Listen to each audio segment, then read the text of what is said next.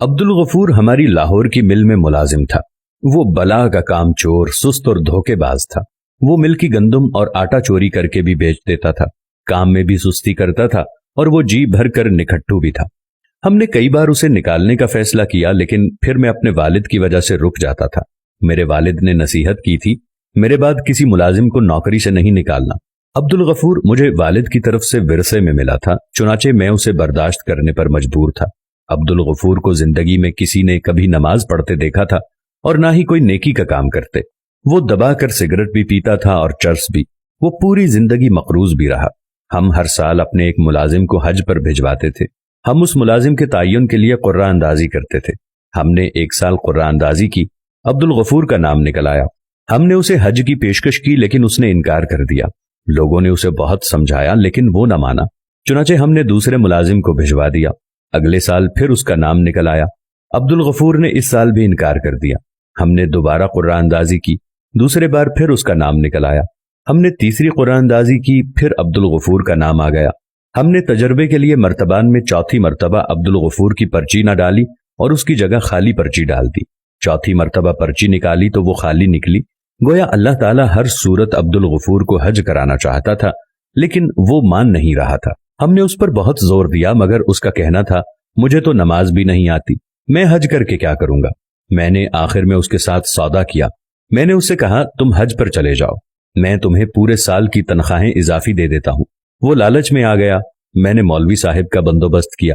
مولوی صاحب نے اسے نماز اور حج کا طریقہ سکھایا، دعائیں اور آیتیں یاد کرائیں، اور ہم نے اسے حج پر روانہ کر دیا۔ عبدالغفور حج پر گیا، حج کیا، طواف الوداع کیا، عشاء کی آخری نماز پڑھی، سجدے میں گیا اور سجدے میں ہی انتقال کر گیا۔ وہ مرنے کے بعد دیر تک سجدے میں پڑا رہا۔ ساتھیوں میں سے کسی نے بلایا تو پتا چلا عبدالغفور انتقال کر چکا ہے۔ آپ اللہ کے فیصلے دیکھیے، اس رات امام کعبہ کا انتقال بھی ہو گیا۔ اگلی صبح امام کعبہ کا جنازہ تھا۔ عبدالغفور کی میت بھی امام کعبہ کے ساتھ حجر اسود کے سامنے رکھ دی گئی اور لاکھوں حاجیوں نے اس کا جنازہ پڑھا۔ ہمیں اطلاع دی گئی، ہم سے نعش کے بارے میں پوچھا گیا۔ ہم نے اس کی بیگم سے پوچھا۔ بیگم کا کہنا تھا، اللہ تعالیٰ نے اگر اسے خانہ کعبہ بلایا ہے تو پھر اس کی تدفین بھی مکہ میں کر دی جائے۔ ہم نے اس کی تدفین کی اجازت دے دی اور یوں وہ مکہ مکرمہ میں دفن کر دیا گیا۔ میں اس کے نصیب پر حیران رہ گیا۔ میں اس کی بیگم کے پاس گیا اور اس سے عبدالغفور کی خوشبختی کی وجہ پوچھی۔ بیگم نے ایک عجیب بات بتائی۔ اس کا کہنا تھا کہ میرے خامند میں کوئی خوبی نہیں تھی، اس نے زندگی میں کبھی کوئی نیکی نہیں کی۔ میں خود حیران تھی، اللہ تعالیٰ اسے کس نیکی کا صلہ دے رہا ہے۔ میں کئی دن سوچتی رہی، پھر اچانک مجھے اس کی ایک اچھی عادت یاد آئی۔ ہمارے محلے میں ایک خوبصورت بیوہ ہے، یہ جوانی میں بیوہ ہو گئی تھی۔ محلے کے تمام لوفر اس پر بری نظر ڈالتے تھے۔ اس کی 2 چھوٹی بیٹیاں تھیں۔ مکان اس کو اس کا مرحوم خامند دے گیا تھا۔ گھر کے اخراجات اس کے دیور نے اٹھا لیے تھے، لیکن مہنگائی میں اس کا گزارا نہیں ہوتا تھا۔ وہ اپنی بیٹیوں کو پڑھانا چاہتی تھی۔ وہ اس کے لیے دوسرے گھروں میں کام کرنے جاتی، لیکن وہ جہاں جاتی تھی لوگ وہاں اس کی عزت پر ہاتھ ڈال دیتے، چنانچہ وہ کام چھوڑنے پر مجبور ہو جاتی۔ میرے خامند کو پتا چلا تو وہ اس کی ڈھال بن گیا۔ اس نے اسے اپنی بہن بنا لیا۔ اس نے اپنی منہ بولی بہن کو گھر بٹھایا اور اس کی دونوں بیٹیوں کو اسکول داخل کرا دیا۔ وہ لوگوں سے قرض لے کر آپ کی فیکٹری سے چوری کر کے ان بچیوں کو تعلیم دلاتا تھا۔ وہ ہفتے 10 دن بعد اپنی منہ بولی بہن کے گھر راشن بھی دے آتا تھا، لیکن اس نے راشن دیتے وقت یا بچیوں کی یونیفارم، کتابیں اور فیسیں دیتے ہوئے کبھی اس کے گھر کی دہلیز پار نہیں کی تھی۔ وہ یہ تمام چیزیں ایک بڑی سی ٹوکری میں رکھتا۔ وہ ٹوکری بیوہ کی دہلیز پر رکھتا، دروازے پر دستک دیتا اور کہتا، مریم بہن، میں نے سامان باہر رکھ دیا ہے، آپ اٹھا لیں۔ اور مریم وہ سامان اٹھاتے وقت ہمیشہ کہتی تھی، جا میرے بھائی، اللہ تعالیٰ تمہارا خاتمہ ایمان پر کرے۔ ہمیں یہ دعا عجیب سی لگتی تھی، لیکن ہم چپ رہتے تھے۔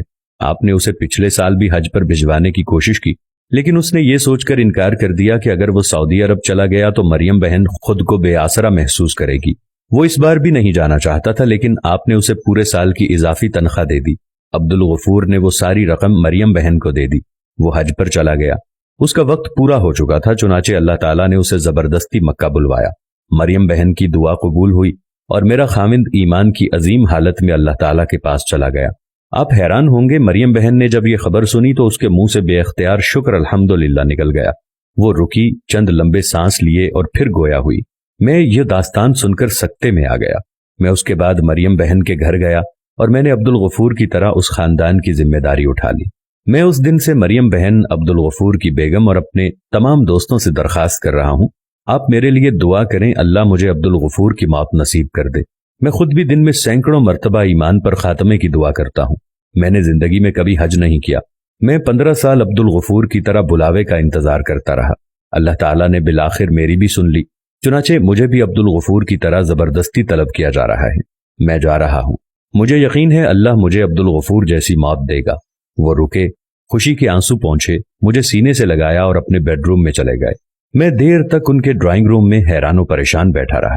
وہ چند دن بعد حج پر تشریف لے گئے، حج کیا، مدینہ منورہ تشریف لے گئے، عشاء کی نماز کے لیے مسجد نبوی گئے، سجدے میں گئے اور اللہ تعالیٰ نے انہیں بلا لیا۔